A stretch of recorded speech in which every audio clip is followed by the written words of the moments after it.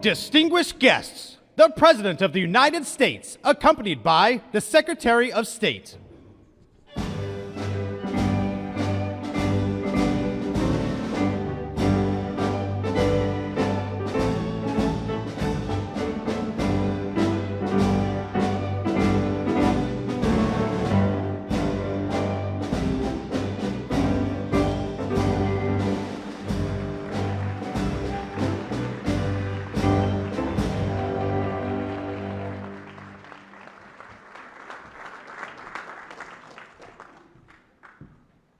Good evening, everyone. Please take a seat. Just waiting for the boss's instructions. It is wonderful to welcome everyone to the White House. When we first started out on this mission, the very first instruction that I got from the President was to re-engage, to re-energize, to rejuvenate, to reinvent our partnerships and our alliances. And what the President told me then continues to hold to this day. We need to do that because if America's not engaged, if we're not leading in the world, then one of two things. Either someone else is, and maybe not in a way that advances our own interests and values, or as the President said, maybe just as bad, no one is. And then you tend to have a vacuum that may be filled by bad things before it's filled by good things.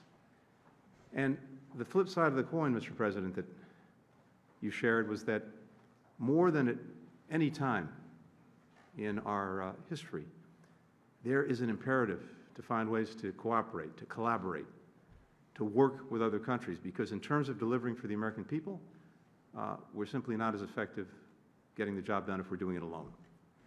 So those were the instructions that we had from day one from the President. And while we can set the direction here in Washington, the folks who are actually getting it done, who are carrying it out, who are putting diplomacy at the forefront of our foreign policy, that is everyone in this room and the remarkable teams that you lead. It is the great honor of my life to have been tasked with working with all of you these past 2.5 years. But it's particularly meaningful to me because having had the immense privilege of working for the President for now more than 20 years, I know the confidence and faith that he has in each and every one of you. You are the President's representatives to the world. You are on the front lines of our foreign policy every single day. And coming to Washington for the Chiefs of Missions Conference, when the President and I were talking about this a few weeks ago, he said, why don't you bring them by the White House?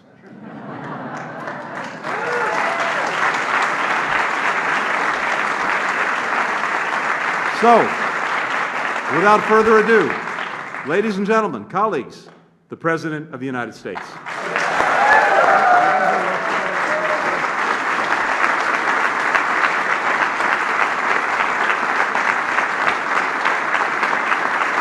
Hello, hello, hello. Please. I look around this room and say, what the hell happened to my administration? Why aren't you here permanently in Washington? I need help. All kidding aside, I don't know if you fully understand how much you've done. Seriously, think about it. I got to tell you one story before I begin. The first meeting I had, and some of you know this, was at the G7 in England, right after I was elected. And I sat down, and I guess I can tell this. I sat down with the other heads of state, and I turned to Macron, who was on my left, I believe it was, and said, well, America's back. You know what the response was? It wasn't being facetious either. For how long? For how long? And then the Chancellor of Germany said, what would you think, Mr. President, if tomorrow you picked up the paper here in England and the London paper had a headline, 1,000 people storm the Parliament, break down the doors of the House of Commons to protest the investiture of the next secretary, the next prime minister of England, what would you think? I started to think about it. Imagine what we would have thought here in America. And imagine what the rest of the world thought. It's not a political statement, just a factual statement. What the rest of the world thought when, as Madeleine Albright used to say, the essential nation had something even more consequential happen. And so you are incredibly consequential to everything that this nation is able to do or not do to rebuild our confidence around the world. And you know, I was talking to this with our ambassador to Mexico when we talked about this being an inflection point, remember? And I said that, we have enormous opportunity. We're at a real inflection point in American history. An inflection point, my physics professor would say, was a point where you're going down the highway at 60 miles an hour. You take a rapid turn at a right angle or at a 30-degree angle, going in an opposite direction. You can never get back on the track, and your destiny is changed at least for a couple generations. And we're at one of those inflection points. And so it's important. We really did, Tony and I and others, and some of you in this room sat with me during the period. We had to put things back together. And I'm not talking about an individual man, I'm talking about the state of the world at the time. We're at one of those inflection points. And what we do over the next couple years and the last several years is going to determine what the country looks like. And then, presumptuous to say, and it's going to sound like an egotistical thing for an American president to say, but what America does, how well we do our job, is going to determine what the next 4 or 5 generations are going to look like. I really mean that. The post-war period is over. We're building a whole new international system, in effect, in terms of relationships with one another. And so, Secretary Blinken, thank you for your incredible, and I mean it sincerely, leadership and your dedication to the men and women of the State Department. It's real. This guy feels it in his bones. And our ambassadors and chargés, welcome to the White House a second time in 2 days.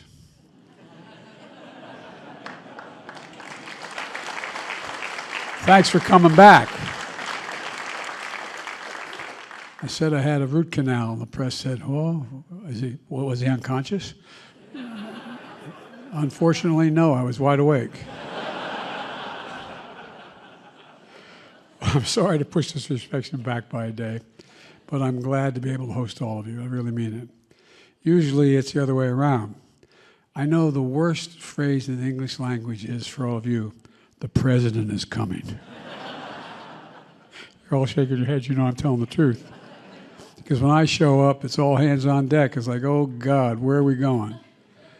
But we're going to create a lot of work here along the way. And every country I've visited, with the single exception of Ireland. I mean, Ireland's different. That was even a more difficult job for Claire. What the hell are we going to do with all these people, Mr. President? But at any rate, I wanted to take this chance to say from the bottom of my heart, thank you. Thank you, thank you, thank you. Not only changing America's image, you're in the process of changing the world, moving in the right direction. Think of the fundamental things you've already accomplished. Thank you for the work representing our country overseas, protecting America's interest all around the world. Thank you for the leadership you provide to the Foreign Service officers, to civil servants, to the developmental professionals, to locally employed people you have in your mission, and for everyone at your mission who bring diplomacy to life. And you really do. You'd be amazed, parenthetically, you'd be amazed how many heads of state. Tony's been in the meetings, and so have our folks here in foreign, who do foreign policy in the White House. The number of heads of state who come and say thank you for you, not to me, thank you for you. And they thank him for the persons that he sent. I picked a couple of you, but you know. But all kidding aside, thank you for helping put diplomacy back at the center of American foreign policy. It used to be that. And at once it just seemed to start to evaporate a little bit. Each time, and each of you and each of the teams of diplomats you lead have made a promise a reality. We've begun to rebuild the global network of alliances for real, so that today they're stronger than ever. We formed innovative ways to partnership like AUKUS, elevated the Quad, taking on the challenges what will be literally define our future. We're building a more stable, integrated, more peaceful Middle East. Long haul, but it's hard. But we're making some progress. We've strengthened our leadership at the United Nations, in no small part to our gifted ambassador. Thank you, Ambassador.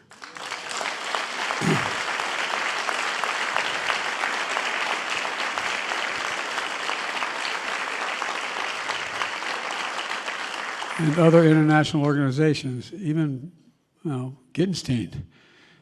Everybody knows how everybody thinks we're brothers. You better keep doing a good job. You're going to reflect on me a lot, you know what I mean? But all kidding aside, we've elevated our regional engagement across the board, from our work with NATO and the EU, to the ASEAN and Pacific Islands Forum, to the Gulf Cooperation Council, to the U.S.-African Leaders Summit, to the Summit of the Americas. Because of all the work you've put in, we've been able to rally the world to take on the greatest challenges of our time. What are they? I think standing against the brutal war that Putin is waging against the people of Ukraine, helping them defend themselves. Because if we didn't, imagine what happens. Think about it. Not a joke. If I told any of you, and I would have been mildly prophetic if I had said it before we were elected, when we were running, that there would be 138 to 140,000 people in Europe invading another country, I think you would have looked at me like I was crazy. Maybe some of you wouldn't, but most would. Managing the competition with China so that it doesn't turn into a conflict, tip into a conflict. It need not do that. Addressing the existential threat of climate change in a real way for the first time. It is the existential threat to humanity. It is the existential threat to humanity. I hope I have no climate doubters out there, because it's real. Investing in global health to address today's challenges and to ensure we're better prepared for the next pandemic, for there will be another pandemic. There will be another pandemic. Tracking food insecurity for people around the world to feed their children.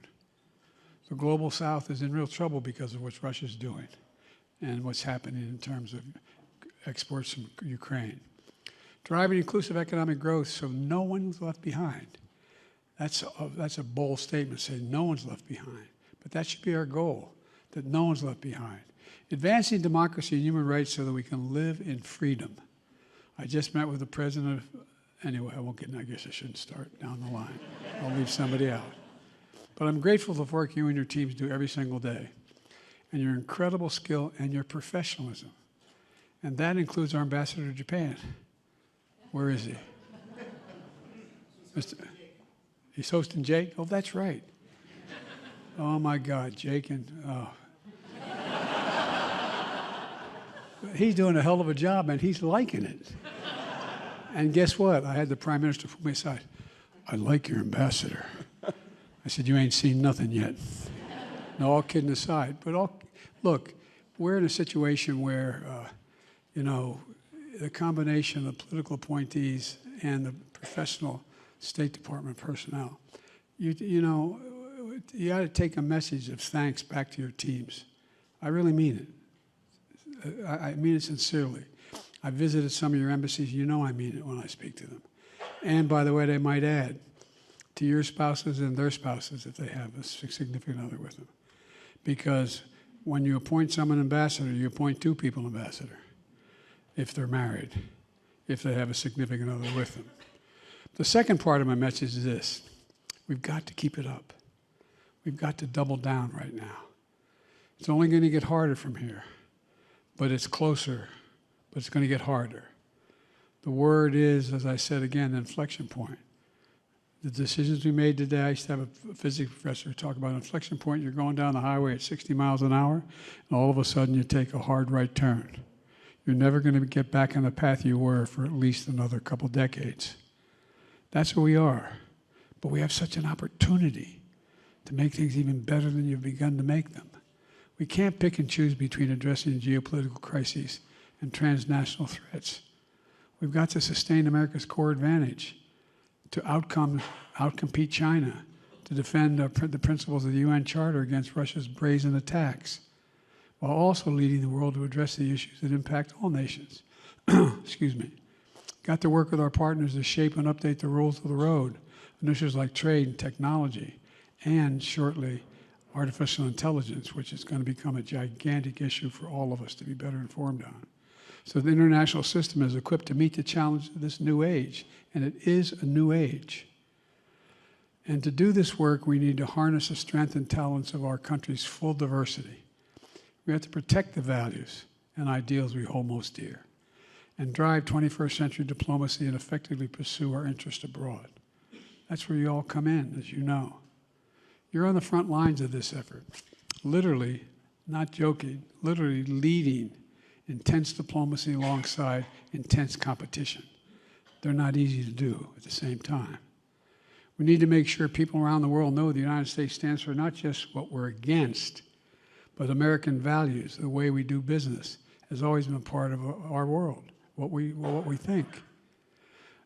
You know, again, parenthetically, and the press has heard me say this before, so I apologize for the repetition. You know, I've allegedly met more face-to-face with Xi Jinping than any world leader has. They keep, as you guys who are in the intelligence side of things, you know, they keep meticulous hours and times. And I think we're up to 85 hours, as he and I. 68 of them alone over a 10-year period, because when he was vice president and Barack was president, he knew who was going to succeed, but it wasn't appropriate for the president to be with him a lot. So we traveled 17,000 to 18,000 miles together in China and the United States, and had a lot of just one-on-one conversations. And we each had an simultaneous interpreter. I turned all my notes in. And that's not a reference to the president, the former president. But look, no, it really isn't. Because, look, so we want to share a positive vision of the future. We want to build with our partners, not against anybody, but with people. Engage with them in the interests that we share and help developing nations deliver the biggest priorities for their people. That's why the new appointee of the World Bank is someone who's going to try like hell to make sure that middle-income countries can qualify for concessional aid. We have an opportunity not only to help our diplomacy, but to help people around the world. When we were at the G7, we talked about one of the meetings they used to call the Build Back Better World. It's not that now, it's the PIII. And what it is, you know, you have an awful lot of African nation. Well, the Belt and Road Initiative of the Chinese, it's ended up being a noose and debt instead of Belt and Road, because it's not working very well for them. And so there's a hell of a lot of debt and a lot of demands that are being made. We have an opportunity to take everything from moving back to debt relief, moving back to making sure we deal with the climate issues. Our investments in Africa, for example, there are going to be 1 billion people in Africa very shortly. And the idea, I know our infrastructure people are working on the possibility of a railroad from the Atlantic all the way across the continent, so they have a means of transporting goods and materials all the way to the Indian Ocean. We're in a situation where we're talking about Angola having one of the largest solar facilities in the world. It's in our interest that happen, in addition to helping other countries. How are we going to deal with climate change unless we engage the rest of the world? And it's beneficial to everybody. Nations around the world choose to work with us not because of our force or threats or coercion, but because we understand what they can do better and what we can do better as well. We know when our partners are stronger and more capable, and when there's an opportunity to make America, it's an opportunity to make American people safer and better. When everybody does better, for real. Make no mistake, the challenges we face are great, but our capacity to meet the moment is real. And they've heard me say this before, and I mean it. I've been around. I know I look like I'm only still 29, but I've been around a long time. As one of my friends said, try to connect age and wisdom. But I've been around a long time, but I've never been more optimistic. not because I'm president. I've never been more optimistic about America's future. The opportunities are immense in this moment of change. We're investing in our strengths at home. We're investing in our strengths abroad. The alliances and partnerships that you maintain and deepen every day are the heart of our strategic advantage in the world. And that's truth. No other nation comes close to matching us. Not because I'm president, but because of you and the policies you're pursuing. So thank you again. I mean it from the bottom of my heart. Thank you again for all you do to ensure the future we're building is no one that will be more prosperous and more secure than our children. That's what this gets down to. So let me close. I've probably already gone on too long, but may God protect our troops, our diplomats, and all those who serve our nation. And that's what you're doing. You're serving our nation. Thank you, thank you, thank you.